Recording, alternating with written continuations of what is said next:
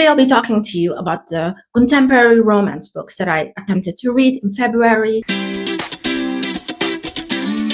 In January, you can see in my recent vlog, I read a lot of heavy books, emotionally tasking books that made me cry sometimes. And I just wanted February, the month of love, to be centered around what I needed was joy. Joyful, happy, light books. February also happens to be Black History Month, so I just thought reading something light and romantic, reading a book by Black author. The three contemporary romance books that I really wanted to tackle in February were first, Only for the Weak by Natasha Bishop. This book has been going around on YouTube and a lot of people have been loving it and enjoying it. And I was really curious because there's a wedding at the center of it. It's about two adult people that just make a deal to date for the week while they are on a wedding, somewhere it's a destination wedding, and drama ensues. Do they connect? Do they not connect? That's what the book is about. The second book is Honey and Spice by Bolu Babalola. This author has also been writing books that have been very popular. And I think Honey and Spice even has a sequel book. I don't know if the sequel book is about the same couple or a different couple in the same world. I'm not sure if I'm gonna like it, but I'm curious about the story because I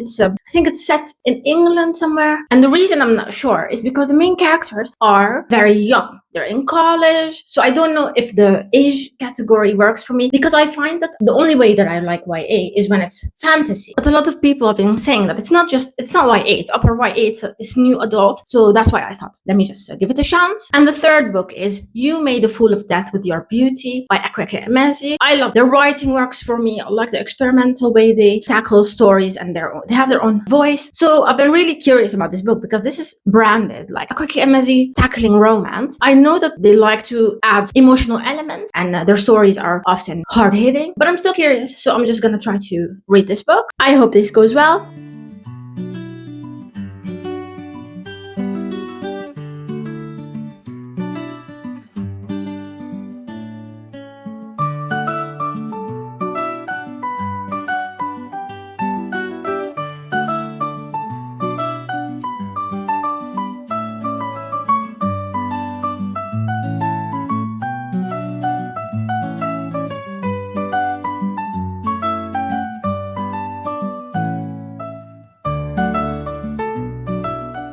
Yesterday, I started Honey and Spice. I think 54% into it, and it's kind of a chunky book, but I really loved listening to it yesterday before I went to bed and today while I was doing everything I had to do. Honey and Spice is about Kiki. She's a student at university. She has a very strong personality. She knows who she is. She has a great sense of identity. She likes to voice her opinion. And she has a radio show on campus where she gives women advice, relationship advice. A situation happens where she gets an impression of someone and she's trying to ring the alarm, make sure that other women know what kind of person this guy is. On the other side, she has her own relationship issue. She and the guy that she was talking about, the one who's a womanizer, end up having this moment and then turns into a fake dating situation. Both of the characters have something to gain from fake dating and they make a deal. It's a really fun part, the fake dating, both of them doing what they promised the other person that they would do for the deal. I think that part was really fun. I really liked the background and the motivations, the family situation, the hardships of the main characters. Because Kiki had really hard, sad things happen in her life and in her family. In a moment of vulnerability, something happened that jeopardized her friendships. She is at this school wanting a new start. The main male character's name is, I think, Malachi. He has a kind of a similar situation but different. It's a different family dynamic and I think it's also interesting exploring that. I think it's so, to me, that was the strongest part so far. I just think that when it comes to the plot, not much is happening. The conversations are fun. The banter is great. Their internal thoughts, the way their conversation, the way they see the world, their hopes and dreams, their vulnerabilities, how they support each other, how at the core of this building relationship there is this friendship. I think that part is really strong and amazing and the writing is very great and there are a lot of cultural elements. There's a lot of talk about food, cultural practices and expectations, and how families function in different cultures. There's also a great awareness of race, colorism. I really like Kiki, the main character, and also Malachi. So far, I really like this book. I just think that when it comes to the plot, nothing is happening. They're just hanging out, having fun, doing their schoolwork. I think most people that read contemporary books or contemporary romance books just like this part, just the everyday life, slice of life things. I almost never read contemporary books unless they're translated. Earlier this morning, I had my hair appointment. That went well. I just wanted something a little bit more fun. It took a really long time, and I like the person that does my hair, so that was really fun. I also did my nails. So that was also really fun. I had a manicure and then she did my nails. They were in a horrific state. So she gave me like this oil and she was like, please apply every day until I see you again. So that was really funny. But yeah, self-care, small things. I'm going to try to read a little bit more from Honey and Spice and I might finish it tomorrow morning. I wanted to update my progress when it comes to my reading. I finished Only for the Week and I loved it. Gave it 5 stars. Only for the Week was about 2 main characters, Janelle and Roman. We start the story with Janelle being at the airport, getting on a plane, going on a destination wedding trip for her sister's wedding. And her sister is marrying Janelle's ex-boyfriend. And while that might seem very awkward for someone like Janelle, it's not, because her and this guy broke up amicably and didn't have any lingering feelings, and it was just a neutral breakup. So when Janelle's sister starts dating him, Janelle doesn't really have any feelings about that. She's okay with them dating, and surprisingly, her sister is the one with the issues. She's the one upset, and I'm not sure why, because in the first third of the story, Janelle's sister is being really mean to her at the airport when they get to the destination. While I have a sister and I understand sister dynamics, I just feel like that was really harsh, the way she was treating her, especially because she's the maid of honor and she has been dedicating her time to make sure everything the sister wants comes together in the way she visualized it. So I just feel like Janelle's a very patient person. While this is happening, Roman is a friend of the guy marrying Janelle's sister, and he is they're all part of the wedding part. So they go a week early because they wanted a week just to hang out, have fun, and then at the end of the week, the wedding festivities are gonna begin. Janelle and Roman connect, and they decide to make this deal that they're just gonna have a physical relationship just for the week, because Janelle needs something to help her relax because she's been really stressed with how her sister has been treating her, and Roman has always had feelings for Janelle and has felt very attracted to her. So he just feels like, if this is only what I can get, then I'm 100% into it. So they have fun, adult relationship where they communicate. They know who they are. They know what their boundaries are. They are willing to go above and beyond to make the other person comfortable. I just love the dynamic between the two of them. The tension in the story revolves mainly around the sisters' relationships and also Janelle's relationship with her parents, because specifically the mother has been really favoring the older sister that's getting married, and that has been making that sister feel like she is righteous, like she has a right to treat Janelle this way. That part of the story was very interesting because I feel like a lot of people can relate to these kind of family dynamics and ways of dealing with issues within a family. So I just thought that was very interesting, and I just really liked the decisions the main character made for herself. I liked the relationship between her and Roman, the way he supported her, he understood her, gave her time. The writing was amazing, the characters were well established, and I think that I really like that they're a little bit older. They have their careers. They have I think Honey and Spice. I really like the story and it's really fun. But I would recommend it to someone a little bit younger. I think someone in their 20s. But for me, a lot of the issues and the conflicts that they were dealing with felt fitting for a youthful time. But in Only for the Week, they have like a little bit more adult issues. So I just really connected with Only for the Week. I don't know if I wrapped up Honey and Spice. Did I? I hope I did. But if I didn't, I liked Honey and Spice. I thought the characters, the culture, the Kiki and Malachi, both of them really strong characters. A younger reader would really benefit from reading the Honey and Spice and really love it. I really like the author's writing. So I think I'm going to check out their other books. They have a few other books that I saw that they published. So I think I'm going to read more from them. Just a little bit shocked because I almost never read contemporary romance. I just loved that I found a few books that I really like. I started You've Made a Fool of Death with Your Beauty by Akwaeke Emezi, and I've read from Akwaeke Emezi before, and I really love their writing, their voice, and how they describe situations and characters and the themes they focus on. Some of the works I've read and I really liked were a little bit more experimental. I think this is so far, I'm 20% into it, is a little bit more straightforward, so I've been really enjoying it. The story focuses on the main character. She has been through a loss, an accident where she lost someone she really cares about, and because of that she hasn't been dating.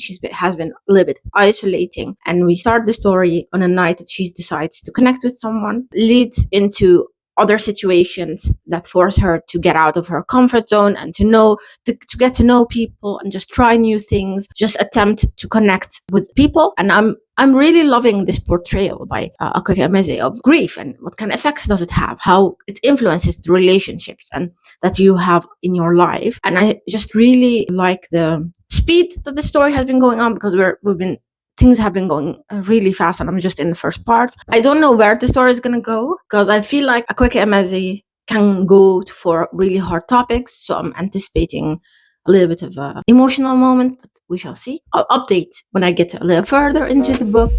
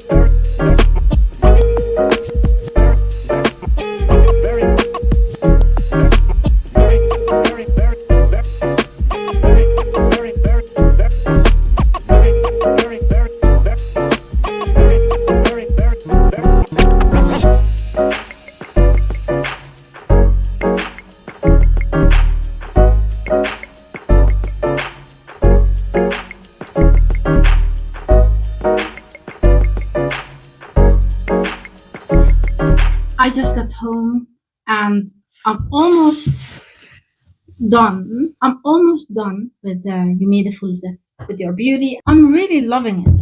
I'm really liking it and the story, and I don't know about the choices the main character is making.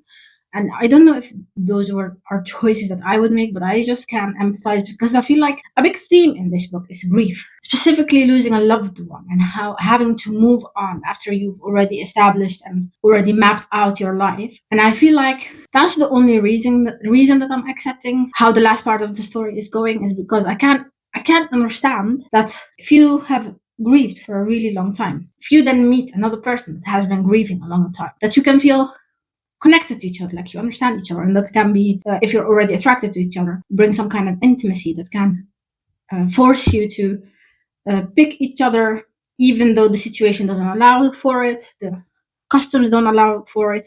So I can give a little bit of a leeway. My initial response was a little bit iffy on it, but I do understand and I can empathize. I'm a little further into You Made a Fool of Death with Your Beauty, and I did not expect the story to go this way. I feel, in comparison to the first two books that I read, You Made a Fool of Death with Your Beauty is definitely more literary fiction, but I would compare it to the likes of Emily Henry, with it being a slice of life, a little bit of a exploration of someone, while side by side presenting this main character's romantic entanglements. I didn't expect the main character to go down the road that she is going in the third part of the book. So I'm just very intrigued by how everything is going to come to a head, because I imagine there's going to be conflict. I'm going to read and we'll report back. This was an intense month. So the 3 books that I read, I started with Honey and Spice. And even though I really loved the characters, the world, the culture, the spirit of the main character, Kiki, she is one of a kind. She's very authentic, very much herself. From Kiki, I learned the importance of not just being authentic, but also being vulnerable and being open and giving a chance and trusting people. I think Kiki is she is a very strong person. And I think big focus of the story in Kiki's arc is curating oneself to be liked or be loved. And I think that's such a vulnerable thing to admit. I think the only element that didn't work for me is just that it's a college setting, the kind of conflict. That I think that part didn't work for me. But overall, it's a 4-star book, and I really liked it. And I'm gonna read more from the author. The second book, Only for the Weak by Natasha Bishop. I love this one. This book was a perfect balance between two adults engaging in activities, but also being very open and honest and communicating and setting boundaries, checking in with each other. So I just loved the way the main characters communicated with each other. I think what I learned most from Janelle, the main character in Only for the Weak, is not to accept crumbs. And that confidence is just comes from within you, and that confidence attracts confidence. So I think that was really something that I stood still and wanted to pay attention to, because I think it's such a strong thing to just come across confident, but also really be confident in yourself to the core. And I think I have a lot of learning when it comes to this area. Only for the Weak was a 5-star book for me. And the last book I read was You Made a Fool of Death with Your Beauty by Akweke Emezi. And I love this book. This book was amazing. I just enjoyed it. And I learned from the main character, Faye, the importance of not just giving yourself a chance to heal, but also living, feeling, not just surviving, allowing beauty back into your life. How did your February go? What did you do on Valentine? What do you think about all the random things that I discussed in this video? What did you read? What are you reading next? Let me know in the comments. Thank you for watching, and bye.